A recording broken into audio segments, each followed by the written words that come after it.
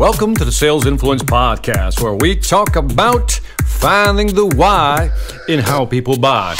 I'm your host, Victor Antonio, and today I want to talk about motivation. I want to talk about moving forward. I want to talk about making good decisions. I also want to talk about not listening to other people. Because sometimes what sets us off track is when we listen to other people. Now, I like to listen to people, but I like to listen to myself even that much more. Now, this is important because oftentimes we get advice from other people, right? And well, sometimes we don't even ask for the advice. Sometimes they just want to give it to us. And one of the things I always tell people, and I'm pointing out the obvious right now, that every time somebody wants to give me a piece of advice, I listen, and I listen out of courtesy. But I always ask myself, what have you done? What have you done? In other words, I want to listen to people who are doing bigger and better things than I am successfully. See, I don't really want to listen or hear somebody give me their opinion when they themselves are struggling. This makes sense, right? Even from a sales standpoint. I don't want to take sales advice from somebody who can't sell their way out of a box, but I will listen attentively to someone who is killing it. You know, who's a quota killer, who's actually making the number, who year after year, quarter after quarter, whatever it may be, they're killing it. These are the people I want to listen to. And sometimes we need to apply the filter. Sometimes we need to really ask ourselves, is this person worth listening to? Does this person have the credentials? Do they have the credibility? Should I be listening to them? It's happened before. You know, you listen to people and you take their advice, or you listen to what they're saying, and all of a sudden you're either bummed out or you're like saying, oh, I knew I did that wrong, or maybe I should have done things differently. But the first question you should always ask, is the advice I'm getting valid? And this is a big question you need to ask yourself next time somebody wants to give you advice. I'm reminded of a story, and it's one of these stories that I like it. It's a great anecdote, and it talks about a father and a son who had a donkey, an ass, and they went to market, right? They were taken to market. So the father tells the son, hey, why don't you just get on top of this donkey or ass? And, so the father's leading the donkey down the road, right? As they're going down the road towards the market, a passerby sees the son riding on top of the donkey, the ass, and he says, kind of out loud, I said, what son would let their father walk while they ride on top of that ass, right? And so the son heard this, and the father heard this, and a little disturbed. So they walked a little further. The son decided to get off the donkey, and, the father climbed down and says, Dad, why don't you get on? Why don't you ride on top, right? So the father says, sure. The father gets on top of the ass, and sure enough, the son is now pulling the rope, right? So they're walking further down the road towards the market again, and sure enough, another passerby sees them and says, what kind of father would let their son walk? What a shame. And so the father, after going a little further down the road, the father decides to get off, or rather stay on, and tells the son, hey, why don't we both get on?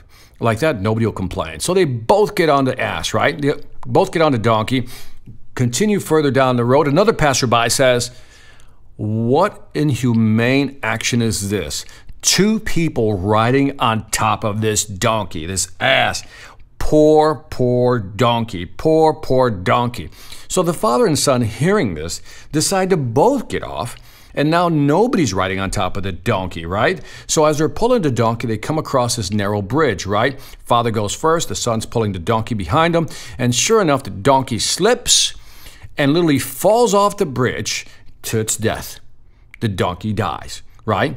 What is the moral of the story? When you listen to other people, you're bound to lose your ass. Ha! Yes, too often we listen to other people and we wind up losing our ass. The question is, why should we listen to other people? Again, let's consider the folks who want to give us advice. We all have family members, for example, who love to give us advice on what we should be doing, what we need to be doing, how we need to change. But when you look at them, they're not doing that well. They're broke. They're in debt. They're not taking any action. They're not starting a business. They're not going out there and risking it all. But yet, they're always willing to give you advice. And I don't know who's stupider, them for giving you useless advice or you for taking the advice. Listen to what I just said. I don't know who's stupider, them for giving it to you or you for listening to it, especially if they're not qualified. In selling, we qualify a buyer. We qualify a buyer to see if they're willing to buy our product, if they're a fit for our product or service. We ask key qualifying questions, right? Let's see if this product's a fit, Mr. Customer. Let me ask you several questions. Do you do this? Do you use that? Can you use this? Well, guess what? This product is a fit. If the answer is no, this product is not a fit. Then why don't we do that when we're talking to people who want to give us advice? So when somebody wants to give me advice, Victor, you need to do that. I say, well, let me ask you a couple of questions.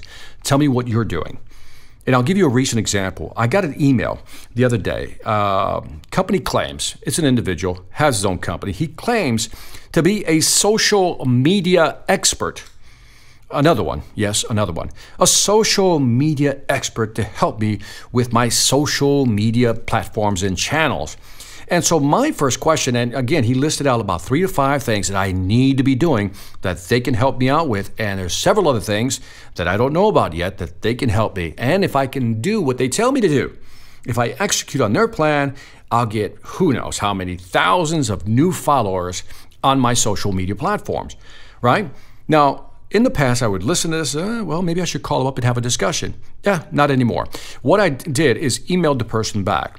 And I said, okay, well, show me your social media platforms. I want to take a look at them. Show me your YouTube channel. Let me see what you have there in terms of followers. Show me your Twitter account. Show me your LinkedIn account. Show me your Instagram account. I want to see how popular you are. Because if you're telling me that you can help me, I assume you're going to start by helping yourself first.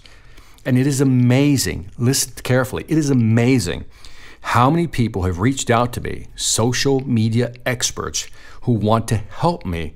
But when I look at their social media platforms, their followers are nowhere near what I have. So in other words, why would I listen to you? Get the idea? Qualify what people say. Qualify anything somebody says to you. When they want to give you advice, listen to the advice, but then ask yourself, are they in a position to give me advice? And ask those key qualifying questions. I often joke, there's 3 types of people whose advice you should never take. Level number 1, never listen to people who don't know. Smart idea, right? Never listen to people who don't know. Level number 2, never listen to people who don't know and know they don't know. Never listen to people who don't know and know they don't know. Level number 3, never listen to people who don't know they don't know, but pretend to know what they don't know. Oh, I run into a lot of those. I run into people who always want to give me advice and pretend to know what they don't know.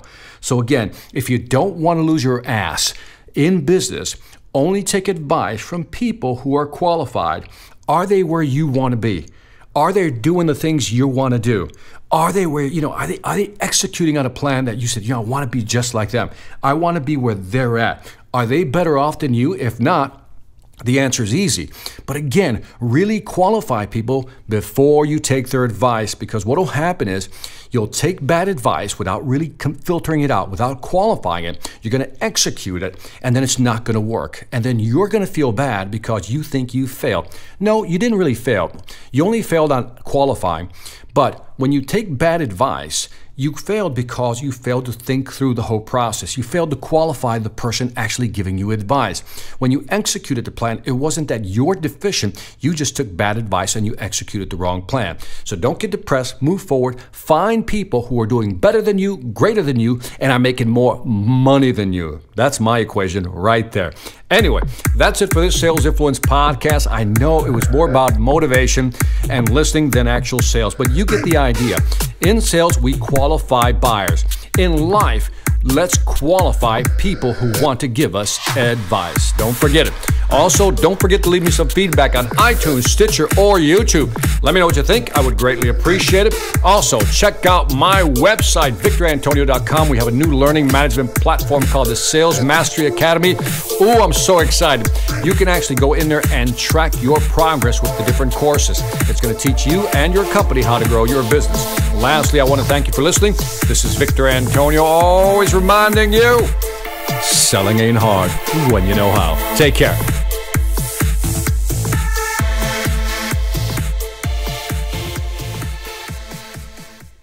Hi, I'm Victor Antonio. I'm an author, sales trainer, and keynote speaker. I'm often asked, what makes a great speaker? Is it someone who delivers real content that the audience can use?